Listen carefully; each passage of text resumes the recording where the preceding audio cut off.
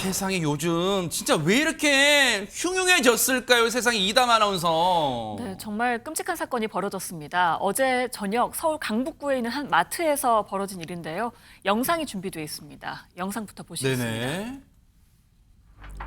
팔에 깁스를 한 30대 남성이 건물 밖으로 빠져나오더니 도로를 가로질러 마트로 걸어가는 모습입니다. 네.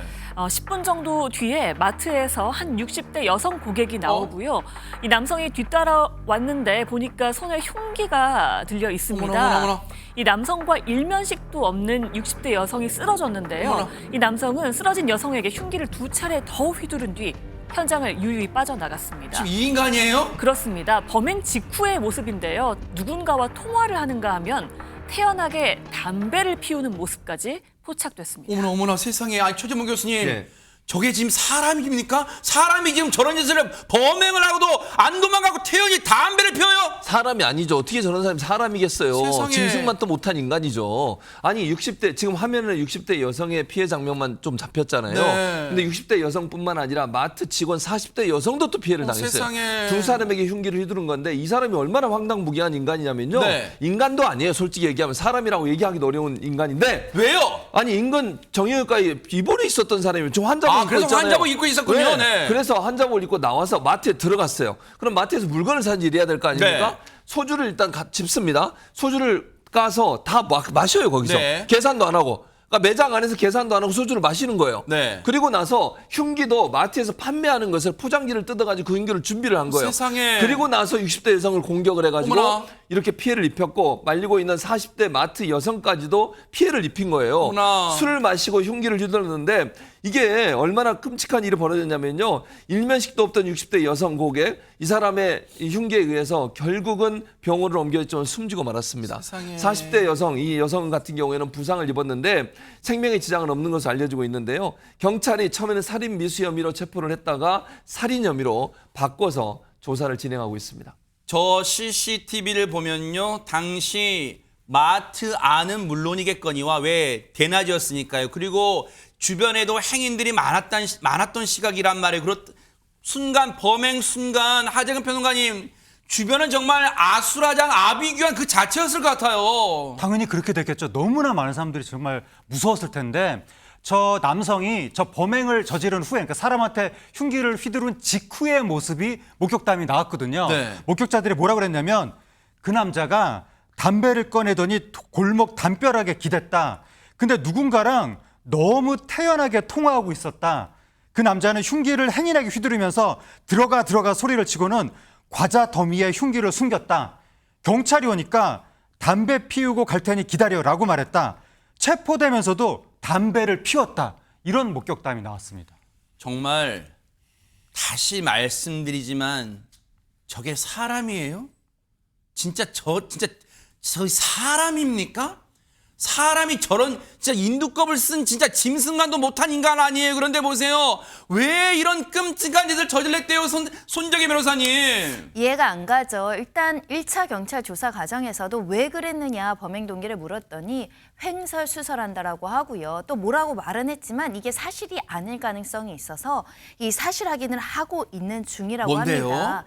아직은 알 수 없다고 하는데요. 일단 경찰 관계자는 이 마트에서 계산하거나 할 때 이 피해자랑 말다툼을 하거나 특별한 분쟁이 없었다는 겁니다. 네. 그러다 보니 이 남성에 대해서 혹여나 정신병력이 있는지 당시에 약물이나 마약을 투약한 사실이 있는지에 대한 검사를 진행할 예정이라고 하고요. 살인 사건인 만큼 구속영장도 신청할 방침이라고 합니다. 아니 근데 최진영 변호사님, 아니 이런 대낮에 이런 끔찍한 일이 있을 거라고 그것도 마트에서 평화롭게 필요한 생필품을 사던 그 고객분들한테 이런 일이 있을 거라고 누가 생각이나 할 수 있겠어요? 이런 걸 뭐 무동기 범죄라고 하는 거예요? 뭡니까 이게? 이른바 묻지마 살인. 네. 실질적으로 대법원 양형 기준의 살인은 동기를 기준으로 5개를 나누는데 그중에서 상당히 중요한 비난 동기 살인이 있습니다. 그게 대표적으로 고발했다고 앙심을 품어서 살인하는 그런 케이스인데 그와 준하는 것이 바로 아무 이유 없는 무작위 살인. 아하. 이런 케이스가 상당히 비난 가능성이 크다라고 해서 비난 동기 가능성 살인으로 하는데 실제 양형을 봤을 때는 기본형이 15년에서 20년, 비난할 만한 동기가 좀 더 많다라고 할 경우에는 18년 이상의 유기징역 또는 무기징역형을 선고하도록 되어 있습니다. 그렇기 때문에 이번 케이스 같은 경우에는 한 명이 사망이고 한 명이 사실상 상당히 중한 그 피해를 입었기 때문에 이런 점에 있어서는 살인죄와 살인미수 두 개를 한다고 하면은 적어도 30년 이상 내지는 무기징역형 정도가 선고될 가능성 현실적으로 높지 않을까 예측해 봅니다. 세상에 저 끔찍한 경악스러운 범죄로 무고한 시민 한 분이 목숨을 잃었어요. 그리고 한 분은 지금 크게 부상을 당했고. 근데 최진봉 교수님 세상에 보세요. 이거는 지금 또 이런 생각이 들어요. 저 인간이 근처 정형외과에 앞서 뭐 기부수도 한 상태인 맞아요. 걸로 CCTV 보였단 말이에요.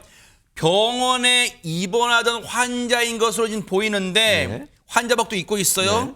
만약에 범행 장소가 그 해당 병원이었다면 더 큰 참사가 일어날 수 있었다는 생각도 들어요, 지금. 당연하죠. 만약에 병원이라고 하면요. 피하기도 어렵고 그러네요. 일본에 있는 분들 입장에서는 이동하기도 어렵고 또 치료를 받고 있기 때문에 누군가 도움을 받아야 되니까. 또 거기는 의료진도 있잖아요, 의료진도. 있죠. 의료진들에게도 또 만약 흉기를 휘둘렀다면 엄청나게 큰 피해가 일어났을 것이고요. 보호자들도 있잖아요. 네. 이런 상황이기 때문에 만약 병원 안에서 어떤 이상한 행동을 했다면 정말로 이거는 지금 생각하는 것보다 더 끔찍한 일이 벌어질 수밖에 없어요. 네. 그리고 환자들은 상태가 위중한 상태에서 치료받는 분도 많잖아요. 네. 조금만 피해를 주더라도 그분들은 생명에 엄청난 위협을 느낄 수 있는 상황이거든요. 네. 그러니까 마트도 사람들이 많이 모이는 곳이니까 그것도 위험한 곳이긴 하지만 병원은 이동도 제한되고 또 병원에 입원하신 분들 입장에서 누군가의 도움을 받고 이동해야 되는 상황이 되기 때문에 만약에 거기서 범행을 저질렀다고 하면 지금보다 훨씬 더 심각한 피해가 발생할 수 있는 맞아요. 문제가 있었기 때문에 저런 사람이 왜 병원에 있었는지도 궁금하고 그러네요. 그리고 병원에 있는 사람이 어떻게 나와서 저렇게 멀쩡하게 돌아다니면서 그러니까요. 흉기를 휘둘리는지 이해가 마음대로 안 돌아다니는 돼요. 거잖아요, 지금. 아무런 그러니까요. 제지도 안 받고. 그럼 우리가 생각할 때 저 사람이 정말 아파서 입원한 건지 좀 아하. 의문이 되는 부분도 네네. 있어요. 그래서 저는